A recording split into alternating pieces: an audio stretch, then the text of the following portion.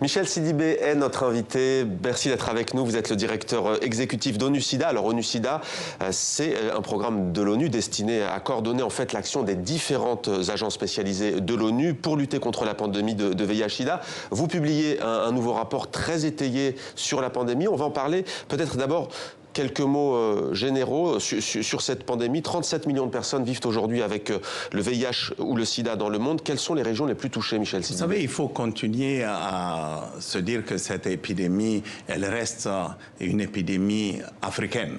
Oui. En grande partie, l'épidémie, elle est là. Le plus grand nombre de personnes infectées se trouve en Afrique. Mais quand je regarde l'évolution de l'épidémie, c'est la région qui me donne le maximum de satisfaction.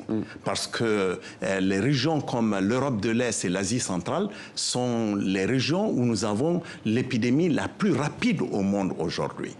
Personne n'aurait cru que la Russie serait la troisième épidémie, disons, en termes de nouvelles infections. La Russie est le troisième pays au monde avec le plus grand nombre de nouvelles infections. Comment vous l'expliquez ça, Michel Sidibé? Après l'Afrique du Sud et le Nigeria. Je l'explique par la simple raison que je crois que quelque part, on a une épidémie qui était très concentrée autour des personnes qui s'injectaient la drogue, les gays et peut-être les travailleuses du sexe.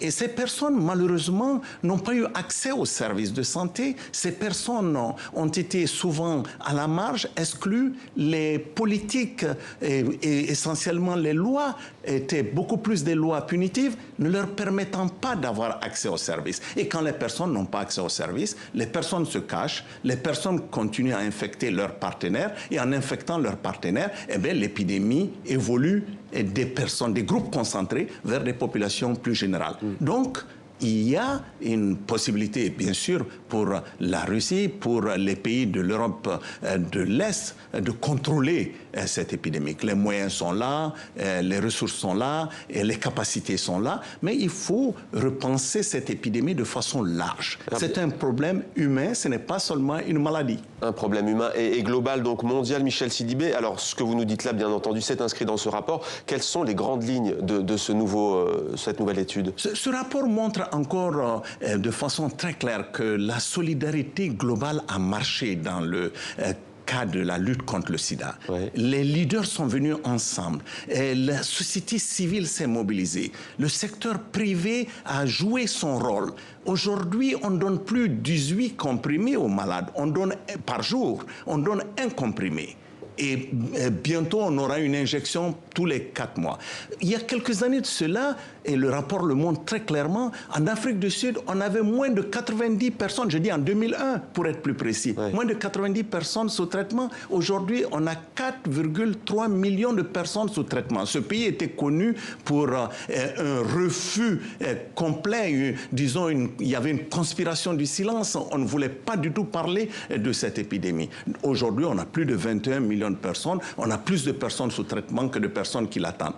Mais je crois que ce qui est important, c'est de dire que ce n'est pas que la couverture. On a l'impact qui est là, la mortalité qui a baissé de façon considérable. Pour la première fois sur les 20 premières années de ce siècle, nous avons moins d'1 million de personnes qui ont perdu leur vie due au sida l'année dernière. Alors, depuis le début des années 1980, en l'espace donc de 38 ans, à peine 40 ans, la maladie a tué au moins 35 millions de personnes. 1 800 000 nouveaux cas sont déclarés chaque année. On va quand même le rappeler avec vous, Michel Sidibé.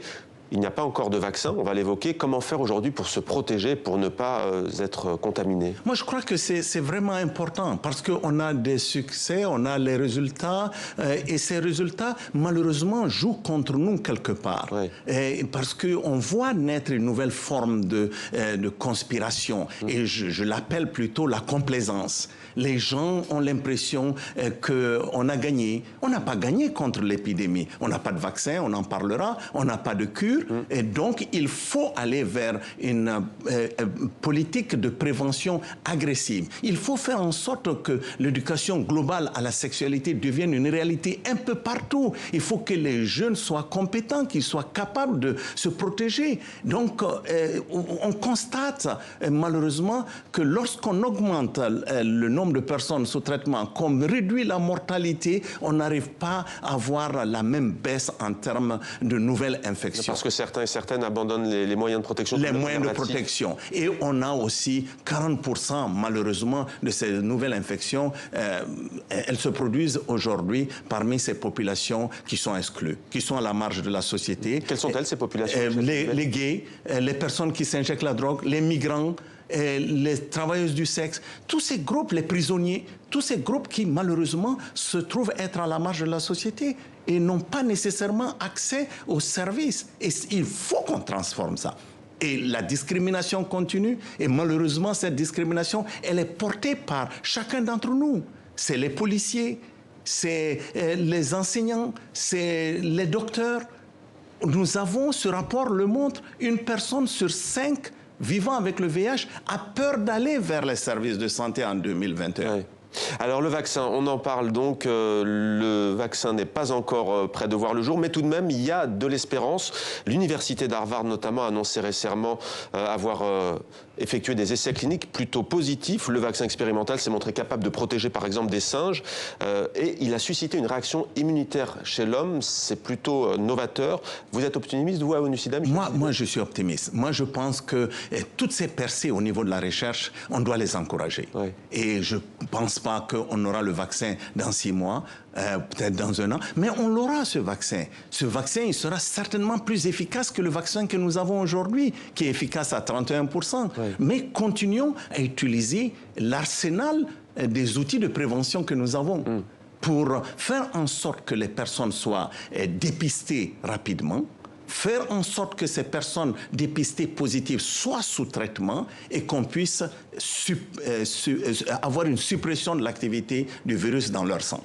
Alors vous avez un projet en tout cas qui est baptisé Objectif 90, 90, 90. C'est quoi au juste? C'est ce projet-là. Faisons un peu partout le plaidoyer pour que 90% des personnes vivant avec le VIH qui ne connaissent pas leur statut, on puisse les dépister. Et lorsqu'on sait que ces personnes sont positives, qu'on mette 90% de ces personnes-là sous traitement et que ces 90% qui sont sous traitement, qu'on puisse avoir au moins une activité du virus qui soit nulle dans le sang. Donc la transmission, on risque de la briser et on risque d'aller vers un meilleur contrôle de cette épidémie. On le voit, on a des pays qui l'ont déjà démontré, autant au nord qu'au sud, des pays comme le Swaziland, qui s'appelle le Swatini maintenant, ainsi que le Botswana, mais le Cambodge, un peu partout, nous avons aujourd'hui des pays qui ont déjà atteint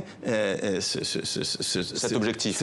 Michel Sidibé, pour terminer, de quoi avez-vous besoin, vous, à ONU-SIDA, et que faut-il aujourd'hui pour mieux lutter contre l'épidémie? Moi, je pense qu'il faut combattre la complaisance, il faut surtout faire en sorte qu'on ait des bonnes lois et qu'il y ait des ressources financières. Il ne faut pas que les États se désengagent. C'est la seule maladie où on a 57% des ressources qui proviennent des ressources domestiques. Et je suis content que le président Macron ait décidé de porter la reconstitution du Fonds mondial en France en 2019. C'est important. S'il n'y a pas une mobilisation, s'il n'y a pas de ressources nouvelles, nous allons avoir un rebond dans cette épidémie. Nous allons avoir des résistances et nous allons perdre le combat que nous avons commencé et que nous sommes en train de gagner, mais qu'on n'a pas encore gagné. Michel Sidibé, directeur exécutif d'ONU-SIDA, merci beaucoup d'avoir répondu à nos questions à l'occasion donc de la sortie de ce nouveau rapport.